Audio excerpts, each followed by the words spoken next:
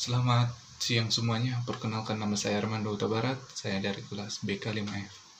Pada kesempatan kali ini, saya akan membahas bagaimana Medan Mal menerapkan manajemen risiko di dalam ketidakpastian dalam kegiatan bisnisnya.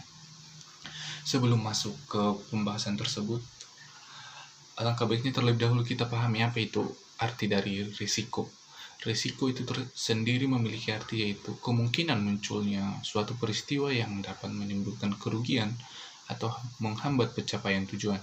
Dalam konteks lingkungan pusat perbelanjaan, risiko bisa timbul dari aktivitas pengunjung, kondisi bangunan, masalah teknis, serta faktor eksternal lainnya. Oleh karena itu, penerapan manajemen risiko sangat diperlukan agar operasional mal tetap terkendali dan aman. Risiko yang dihadapi pusat perbelanjaan seperti Medan Mal ini ada beberapa, yaitu yang pertama adalah risiko ancaman kebakaran dan keselamatan bangunan. Yang selanjutnya yaitu risiko penumpukan pengunjung saat diskon atau event besar. Yang selanjutnya yaitu gangguan dari tenan, terutama tenan besar yang mempengaruhi arus kunjungan. Yang selanjutnya yaitu risiko masalah teknis seperti listrik padam, kerusakan lift, eskalator, atau AC. Yang selanjutnya yaitu adanya risiko penyebaran penyakit yang mempengaruhi kesehatan publik. Yang selanjutnya yaitu risiko keamanan seperti pencopetan atau kehilangan barang. Selanjutnya risiko kerusakan sistem teknologi termasuk CCTV dan alarm. Dan yang terakhir yaitu adanya risiko reputasi apabila terjadi insiden yang menyebar luas. Yang selanjutnya yaitu bagaimana penerapan manajemen risiko di Medan Mal tersebut. Yang pertama yaitu identifikasi dan analisis risiko. Pihak mal melakukan pemetaan risiko, menilai tingkat kemungkinan dan efeknya, lalu menetapkan prioritas penanganan.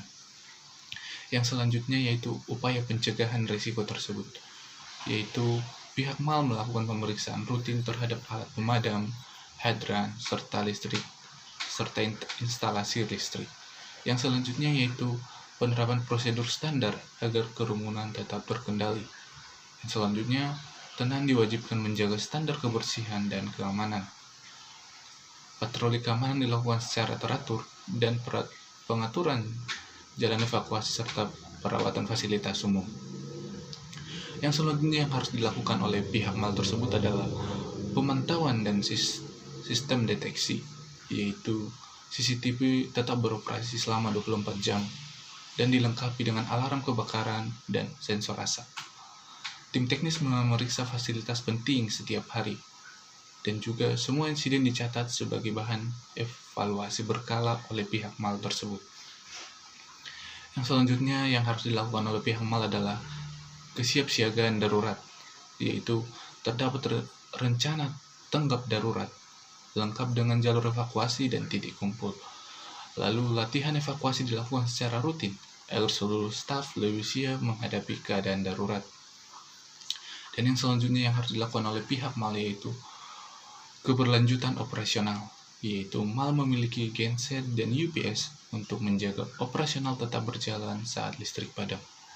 Dan perlindungan asuransi dipersiapkan untuk meminimalkan kerugian.